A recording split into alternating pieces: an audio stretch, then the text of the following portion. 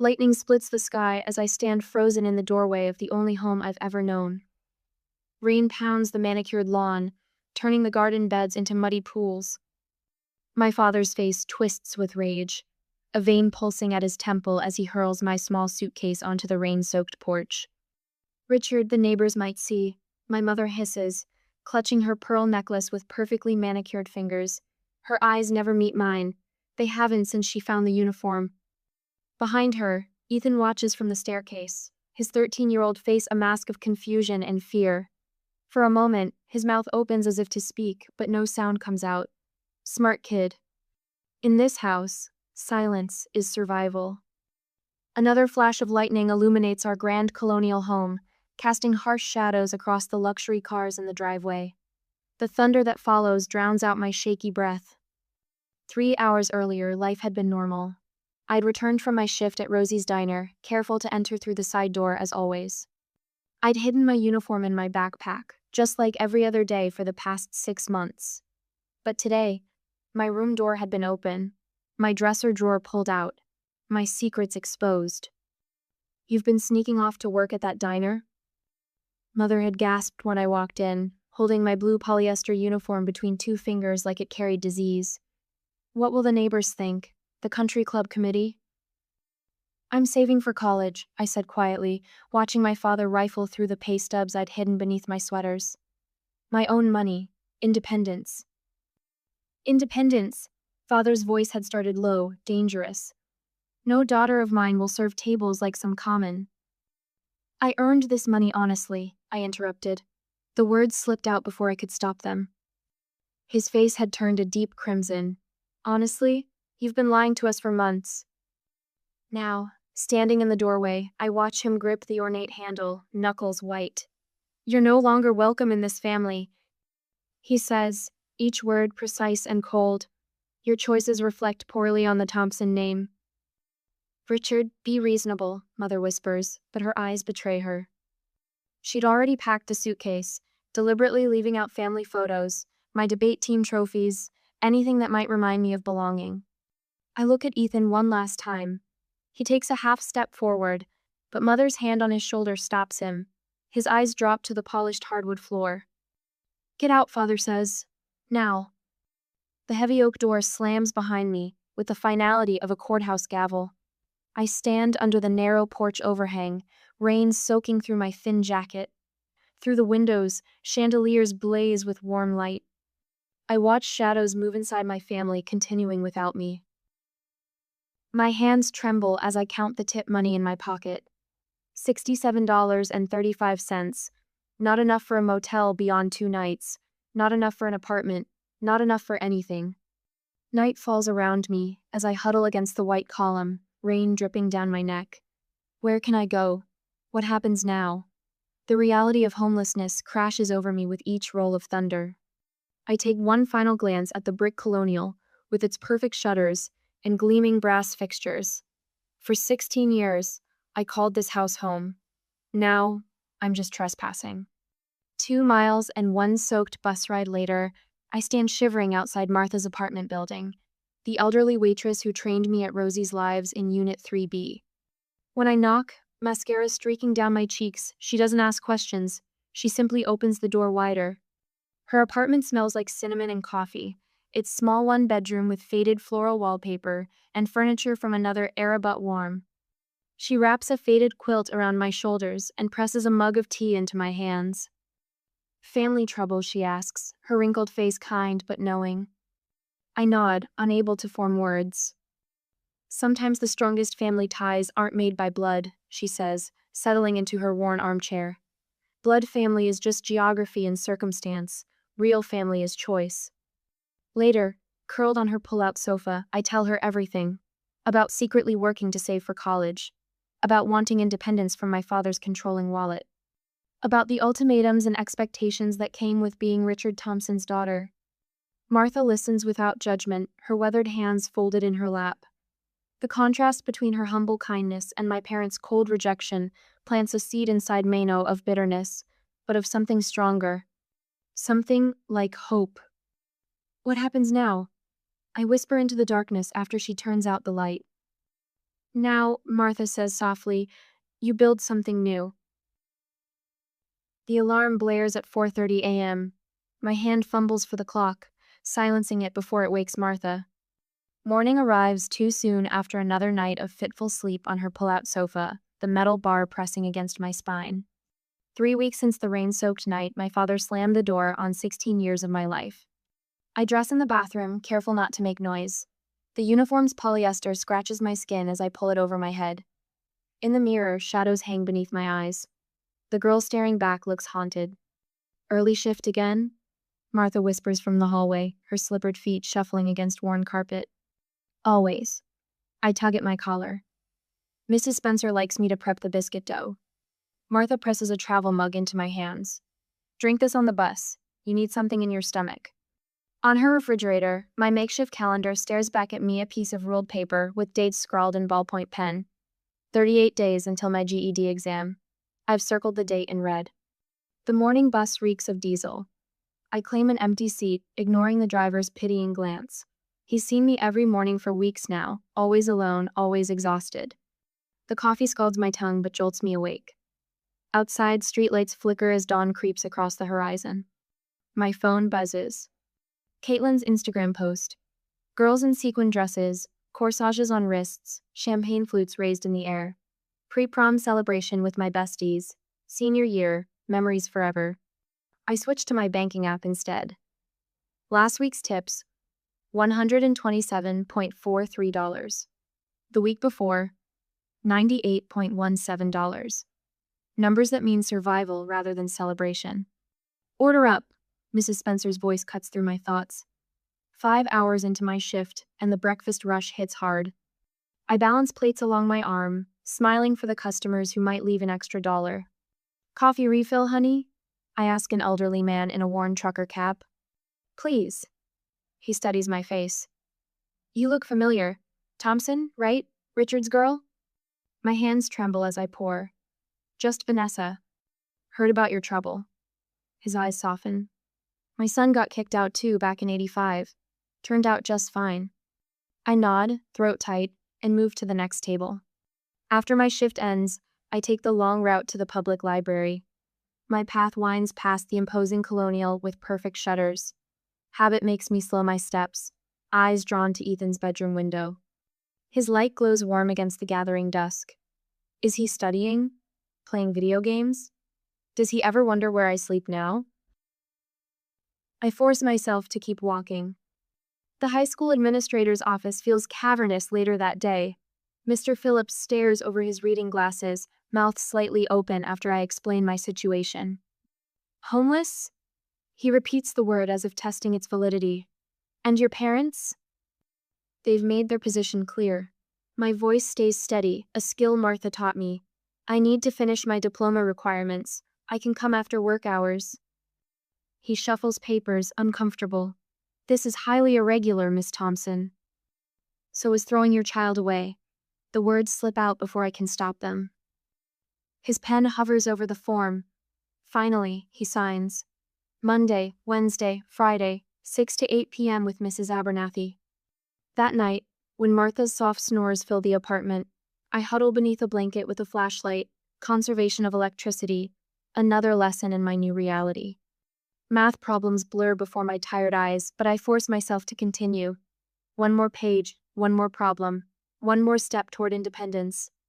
Graduation day arrives with brutal clarity. The auditorium buzzes with excited families clutching bouquets and balloons. I sit alone in my borrowed gown, heart hammering against my ribs. When they call Vanessa Thompson, polite applause ripples through the crowd. No cheers, no whistles. Just the principal's firm handshake and whispered, "Well done under the circumstances." I scan the audience anyway. A familiar face appears, Martha, wearing her Sunday dress, clapping until her hands must sting. Beside her sits William Bennett, a regular customer who'd learned my story over countless coffee refills. He raises his hand in silent salute. My throat tightens as I return to my seat, diploma clutched in white-knuckled fingers. Across the aisle, I glimpse my former classmates surrounded by proud parents, flashing cameras preserving moments for future mantles. Their futures cushioned by family support, college funds, and safety nets, I can only imagine. But in my pocket, I carry something they don't: a key. The studio apartment key Martha helped me find, the lease signed yesterday with 6 months of saved tips. The secondhand furniture William helped transport in his pickup truck. The independence I've clawed for with bleeding fingers. Outside after the ceremony, Martha hugs me fiercely, her bony frame surprisingly strong. "I always knew you had it in you," she whispers against my hair. William clears his throat, extending an envelope. A graduation gift. Inside, a business card for a community college advisor and a check that makes my eyes water. "It's not charity," he says, reading my expression. "It's investment in potential." That night, I stand in my tiny studio apartment, all 27 square feet of freedom. The mattress lies directly on the floor. A door balanced on concrete blocks serves as my desk. The walls need paint, the sink drips, and the window sticks when opened. It's mine. All mine. On the makeshift desk sits a calendar, different from the one on Martha's refrigerator. This one stretches years into the future, empty pages waiting to be filled with my own choices. For the first time in months, I sleep without dreaming of rain. In 10 years, I will be more successful than they can imagine. 10 years later, my office doorbell chimes as the clock strikes 9. I straighten the framed certificate on the wall, the one declaring Phoenix Creative and Official LLC, before pressing the intercom button. "Come on up, Zoe." The woman who enters 5 minutes later clutches a portfolio to her chest. Her clothes are clean but worn, eyes bright with determination despite the dark circles beneath them. "Miss Thompson, thank you for seeing me. Your secretary said you were booked solid for months, but—" "Jesse mentioned your situation." I gesture toward the chair across from my desk. "Single mom, graphic design degree, 3 years experience before family issues derailed things." Zoe nods, knuckles white against her portfolio. "I started this company at a kitchen table with a refurbished laptop." I point to a framed photo on my credenzame at 23, hunched over that ancient computer, Martha bringing me coffee. "Everyone here has a story like yours. Let's see your work." As she spreads her designs across my desk, I watch her hands. They're steady now, confident. Mine were once just as shaky, presenting to executives twice my age while wearing a thrift store blazer with the price tag carefully removed and tucked into my pocket just in case I needed to return it. "You're hired," I say before she finishes her pitch. "Monday, 9 a.m., Jesse will email the paperwork." Her mouth opens, closes. "Don't you need to think about it?" I smile. I recognize hunger when I see it. After she leaves, I stand at the window of what was once a tiny office and is now the entire 5th floor of a downtown building. The sign outside reads Phoenix Creative in bold letters. Below, people scurry through morning traffic, unaware of the woman who just left my office with shoulders straighter than when she arrived. My phone buzzes with William's familiar tone. The birthday girl herself. His voice carries the gentle rasp of his 70 years. "Martha's already here. We're waiting on you, kiddo." 30. I laugh, running my hand over the sleek desk that replaced my door, on concrete blocks years ago. When exactly did that happen? One day at a time. The smile in his voice is audible, just like you built that empire of yours. That night, the restaurant William chose for my birthday lunch sits across from the diner where I once served coffee to pay for my GED classes. Martha waves from a corner table, her silver hair catching the light. "There she is," Martha calls, rising to embrace me. The familiar scent of her lavender perfume wraps around me like the quilt she once draped over my shoulders during a thunderstorm. Our Phoenix. William pulls out my chair with a flourish. "To the woman who made us look like geniuses for believing in her. 3 decades of life, and these 2 people are the closest thing to parents I've known since that rainy night." The thought brings no pain now, just gratitude. "I have news," I announce after we order. "The Westridge campaign won the National Design Excellence Award." Martha claps her hands. "Of course it did. William, didn't I tell you?" William raises his water glass. "To talent recognized." "And," I continue, "I met someone." Their expressions shift from pride to cautious hope. They've watched me dodge relationships for years, too focused on building security to risk vulnerability. His name is Michael Reynolds. He's an architect I met at that sustainability conference last month. The memory of his laugh across a crowded hotel ballroom still warms my chest. He asked me to dinner tomorrow. An architect, William muses. Builder to builder. Appropriate. Martha reaches for my hand. Is he kind?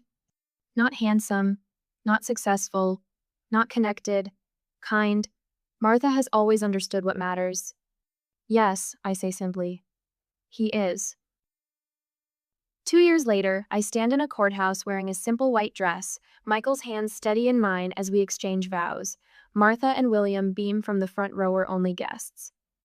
No formal reception follows, just lunch at our favorite restaurant where the staff have decorated our usual table with white roses. To chosen family, Michael says, raising his glass to Martha and William. The word no longer stings. Family. I've redefined it in the 14 years since I stood shivering on a rain-soaked porch. Our modest house in the suburbs becomes a home.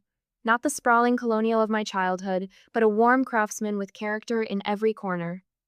We paint each room ourselves, laughing as we argue over color swatches. The day we finish the nursery, I stand in the doorway watching Michael arrange stuffed animals in the crib. The walls showcase scenes from children's books, his handiwork. Mine would have been all straight lines and perfect angles. His have whimsy. Think she'll like it? He asks, adjusting a teddy bear with the same precision he uses on architectural models. My hand rests on my rounded belly. She already does. Emma arrives on a Tuesday morning, red-faced and screaming 9 months later. When the nurse places her in my arms, the universe shrinks to her perfect fingers and button nose. Michael's tears fall onto my shoulder as he counts her toes for the 3rd time. Hello, little phoenix, I whisper. Martha sits beside my hospital bed later that evening, her weathered fingers tracing Emma's cheek. You've built something beautiful, she says softly. Not just your company, this. She gestures to Michael dozing in the corner chair, to Emma nursing at my breast. This is success. The magazine feature arrives 6 months later. From homeless teen to design powerhouse, the Vanessa Thompson story. The writer captured more than I intended to share about the rainstorm, about Martha's pull-out sofa, about building a company that specifically hires talented people who need second chances. The photo spread shows our bright offices where employee artwork hangs alongside client campaigns. The final page features my desk with its wall of framed letters, thank you notes from clients whose businesses we helped transform. What the camera couldn't capture was the small box in my bottom drawer containing 15 years of Ethan's achievements clipped from local papers, his tennis championships, his medical school graduation. I stopped driving past my parents' house after Emma's first birthday. Closed that chapter with a small ceremony in our backyard, burning the house key I've carried all these years. Michael stands beside me as the metal warps in the flames. Freedom? He asks. Peace, I correct him. At 32, I lead a staff meeting with quiet confidence, no longer needing to prove my worth. Emma's finger paintings share wall space with my industry awards. My team, now 20 strong, includes 5 people who once had nowhere to go. We're discussing next quarter's projections when Jessie appears in the doorway, face pale. Sorry to interrupt, she says, voice tight. Vanessa, your mother's on line 1. The room falls silent. Everyone here knows my story. My hand trembles as I lift the receiver. 15 years dissolve into static on the line. Vanessa. My mother's voice is older but unmistakable. We need your help. I close my eyes, fingers finding the silver pendant Martha gave me so long ago. Ethan has cancer, she continues, each word precise. We need $300,000 for his treatment. The world narrows to the phone in my hand and the faces watching me from around the conference table, people who know what it means to rebuild from nothing. The office clock ticks past 7 as I sit motionless in my leather chair, staring at the business card my mother left with Greta at the front desk. The embossed lettering catches the fading sunlight through my corner office windows. Patricia Thompson. The same elegant script she used on Christmas cards and country club invitations. The phone on my desk sits silent now, but her voice still echoes in my head. Vanessa, we need your help. Ethan has cancer. A light knock startles me. Michael stands in the doorway, his architect's portfolio tucked under one arm, concern etched across his face. You've been sitting here for hours, he says softly. Greta called me. I don't answer. Instead, I turn my phone toward him. The screen displays old family photos I haven't looked at in years. Ethan at 13, gangly and uncertain on a tennis court. My father with his arm around my mother at some charity gala, their smiles practiced and perfect. The American dream family minus one daughter. Let's go home, Michael says, not asking questions yet. The drive is silent, heavy with unspoken words. Rain taps against the windshield, a gentle percussion so unlike the violent storm that marked my expulsion all those years ago. Through the blurred glass, streetlights stretch and blur like the boundaries I've carefully maintained for 15 years. At home, Emma runs to me, her small arms wrapping around my legs. Mommy, I made a picture with the purple paint you got me.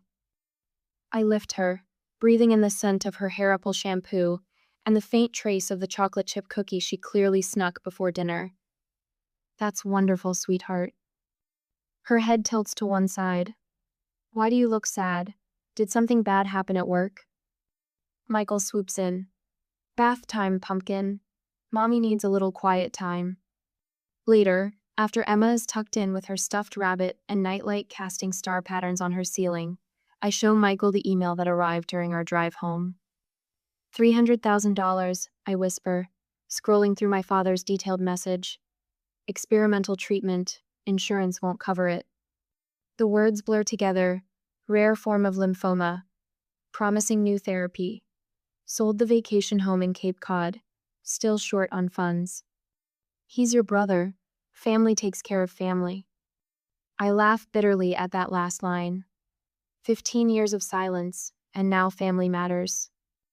Michael reads without speaking, his jaw tightening at certain passages. When he finishes, he takes my hand. What do you want to do? Before I can answer, my phone buzzes with a text. Ethan's name appears on the screen for the first time since I was 16. I know we don't talk, but I need you now. Sleep eludes me that night. At 3 a.m, Michael finds me in the attic, surrounded by cardboard boxes containing the few possessions I managed to salvage from my old life. A high school yearbook. A blue ribbon from a science fair. A faded photograph of Ethan and me building a snowman back when we were still allowed to be children together. I thought I was over it, I tell Michael as he sits beside me on the dusty floor. I built this whole life without them. Being over something and being asked to pay for it are different things, he says. The next morning, I visit Martha at her assisted living facility. At 84, her hands are gnarled with arthritis, but her eyes remain sharp as she pours tea from a floral pot she's had since I first showed up at her door. They want your money, she says flatly after I explain. They want to save Ethan. Both can be true. She sips her tea. What does your heart tell you to do? I stare into my cup. I don't know if I have one where they're concerned. That afternoon, William calls. My first mentor is blunter than Martha. They abandoned you, he says. You owe them nothing. The pressure builds over the next week. Mother leaves daily voicemails, her voice increasingly desperate. Time is running out, Vanessa. Please. Then my father appears unannounced in the Phoenix Creative lobby. Greta calls security when his voice rises. Through the glass walls of my office, I watch him being escorted out, his once commanding presence diminish somehow. Older, frailer. 2 days later, Ethan's wife calls. A woman I've never met describes their children, me niece and nephew, and how they need their father. The local newspaper runs a feature on Ethan's condition with pointed references to family support networks and estranged relationships. Sunday afternoon finds me alone in my garden, the space where I've always found clarity. Rosemary and lavender perfume the air as bees buzz lazily among the flowering herbs. 15 years ago, I stood soaking in the rain, homeless and terrified. Today, I sit surrounded by the life I built from nothing.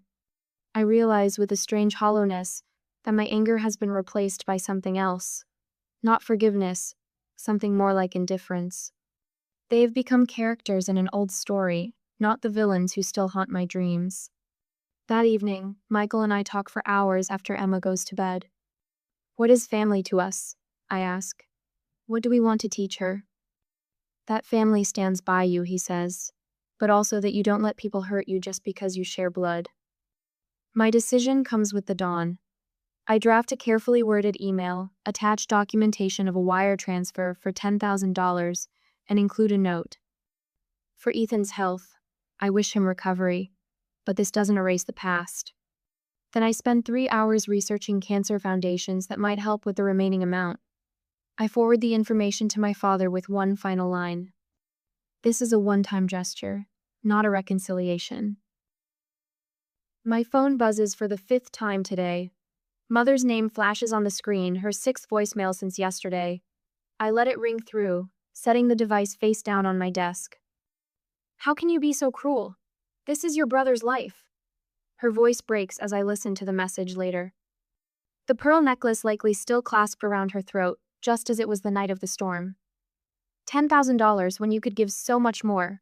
What kind of monster have you become? I delete the message, a ritual repeated daily now. The office window frames the city skyline, buildings catching afternoon light. My reflection stares back composed, professional, unmoved. At least on the outside. Father took a different approach. His email arrived this morning, clinical and calculated. Based on publicly available information regarding Phoenix Creative's annual revenue, $4.2 million, and standard profit margins in your industry sector, 22 to 26%. A conservative estimate places your personal income at approximately $924,000 annually. A contribution of $10,000 represents merely 1.08% of your earnings. Ethan requires $300,000 for treatment. Even a $150,000 contribution would leave your financial position intact while potentially saving your brother's life. The spreadsheet attachment detailed my supposed finances with precision that would impress my accountant. I forward it to Michael with a single word. Unbelievable. His response comes minutes later. Delete it. Your boundaries are reasonable. What surprises me most is Ethan's message. Simple text, no manipulation. Thank you. I understand. 3 words. After all these years of silence. Through mutual connections, I hear about their fundraising gala at the country club. The same people who once whispered about the scandalous Thompson girl, now writing checks to save the Golden Sun. The irony tastes bitter. Patricia and Richard working the room in designer clothes, their desperation wrapped in social niceties. The family that once threw me into a storm now drowning themselves. 2 weeks pass. Michael finds me in our home office late Tuesday night, laptop open to the Rare Cancer Treatment Foundation website. You made the donation, he says. Not a question. I nod, chest tight. $100,000. Anonymous. Why? He sits beside me, hand warm on my shoulder. Because I needed it to be my choice, not their demand. The screen confirms the transaction. The foundation approved his treatment yesterday. He'll get what he needs without me compromising my boundaries. Michael watches as tears slip down my cheeks, the first I've shed over my blood family in years. Not for what was, but for what never existed. You found a way to be kind without being used, he says softly. Is that wisdom or weakness, I ask? It's who you are. The Thompson Colonial Home lists for sale the following month. A coincidence, perhaps, but I doubt it. Their second card disappears from the society pages. The country club membership, their social currency for decades relinquished. Through Williams' financial connections, I learn about their mounting medical bills despite insurance coverage. The experimental treatment required travel, accommodations, specialists. I feel no triumph watching their world contract. Only a strange sense of balance. The universe correcting itself through circumstances rather than vengeance. 3 months later, I delivered design proposals to Memorial Hospital's Oncology Wing, a pro bono project for patient family spaces. Turning the corner toward the elevator, I freeze. Ethan stands 20 feet away, thinner, hair, sparse from treatment, but unmistakably my brother. Our eyes lock across the polished floor. Neither moves for several heartbeats. We meet in the middle, 2 strangers connected by DNA and trauma. Vanessa, he says, voice raspy from treatment. How are you feeling? The question sounds absurd given the circumstances, but what else can I say to this man? Version of the boy who watched me cast out. Better. The treatment. It's working. He looks down, then directly into my eyes. I should have said something that night. I was a coward. The admission hangs between us. All of years condensed into 12 words. You were 13, I say finally. Old enough to know right from wrong. A nurse approaches to check his IV. We exchange awkward pleasantries about weather and recovery timelines. As he turns to leave, he pauses. Maybe coffee, when this is finished? Just us, I clarify. He nods. Just us. 2 Saturdays later, Emma's birthday transforms our backyard. Streamers dance in gentle breezes. Children laugh around the bubble machine. Martha sits in the place of honor, her weathered hands steady enough to help Emma unwrap presents. William captures everything through his camera lens, 3 generations of chosen family framed in sunlight. Michael appears beside me, envelope in hand. His eyes dance with nervous excitement. For you, he whispers, guiding me toward the maple tree. Inside, adoption papers for a toddler named Samuel, 2-year-old boy, needs a home. The agency called yesterday, Michael explains. His circumstances, they reminded me of your story. My vision blurs as I study the photo of a solemn-faced child with curious eyes. Later, as candles illuminate our gathered family, I raise my glass. To the family we choose, who choose us in return. The following Tuesday, a cream-colored envelope arrives, my mother's elegant handwriting unmistakable. Inside, 3 pages of carefully crafted sentences. An apology that circles responsibility without claiming it. Invitations to rebuild our family bonds now that Ethan shows promising recovery. Subtle mentions of their temporary financial difficulties and how family supports each other through challenges. I read it twice, feeling nothing but calm detachment. The words hold no power, the manipulation transparent. I fold the letter and place it in my desk drawer, unanswered. The family I've built awaits me downstairs. The one I choose every single day. I place Mother's letter in the cedar memory box where I keep mementos of my journey. Martha's first Christmas card to me, my GED certificate, Phoenix Creative's first business card. The paper feels expensive between my fingers, her familiar perfume lingering on the envelope. Some scents never leave you. You could answer it, Michael says, leaning against the doorframe of our home office. The evening light casts his face in gentle shadow. I could, I reply, closing the box with a soft click. But what would it change? Michael crosses the room and sits beside me on the window seat. Outside, our garden blooms with late summer flowers, a stark contrast to the manicured precision of my childhood lawn. It's not about changing the past, he says, taking my hand. It's about whether a response gives you peace. I lean my head against his shoulder. I found my peace when I stopped waiting for them to be the parents I needed, and became the parent Emma needed instead, he finishes. The adoption papers for James, our soon-to-be son, sit on the desk nearby. Tomorrow we sign the final documents, completing our family of 4. The photograph we took last week, Michael, Emma, James, and me, will hang in the spot where most people display generational portraits. Blood doesn't make family, I whisper, more to myself than to Michael. 3 weeks later, Phoenix Creative's 10th anniversary gala transforms our office into a celebration of second chances. Crystal glasses clink as I take the podium, surrounded by employees whose stories echo fragments of my own. When I stood in the rain with $67 in my pocket, I begin, my voice steady. I never imagined this moment. Faces turn toward me, William, now silver-haired but sharp as ever. My first employee, Darlene, who slept in her car before I hired her. Clients who took a chance on a young designer with more determination than connections.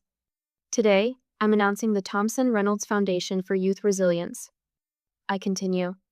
5 full scholarships annually for teens who, like I once was, find themselves building a life from scratch. In the front row, Martha dabs at her eyes with a handkerchief. At 86, her hands are gnarled with arthritis, but her spirit remains undiminished. My first mentor taught me that family is an action, not a bloodline, I say, meeting her gaze. She showed me that sometimes the strongest ties are the ones we choose to forge. The first recipient steps forward, a girl with determined eyes and secondhand clothes. When she speaks about her dreams of becoming an architect, I see myself at 17, folding diner uniforms and studying by lamplight. Later that week, Ethan calls with unexpected news. Mom and Dad sold the house, he says. They've moved to an apartment near Westridge. I picture the colonial home with its perfect shutters, now belonging to strangers. How are they adjusting? Struggling, he admits. Dad's retirement fund took hits with the medical bills. But the volunteer work at the youth shelter is giving me perspective I never had. We agree to meet for coffee next month, our second such meeting, less awkward than the first. The following Sunday, I drive past my childhood home. Children play on the lawn where I once stood in the rain. The new owners have painted the door red and planted wildflowers instead of precise rows of tulips. Emma peers from the back seat. Is that where you lived when you were little, Mommy? I study the house, surprised by my own indifference. The building holds no power over me now. I lived in a house, I tell her. But I found my home much later.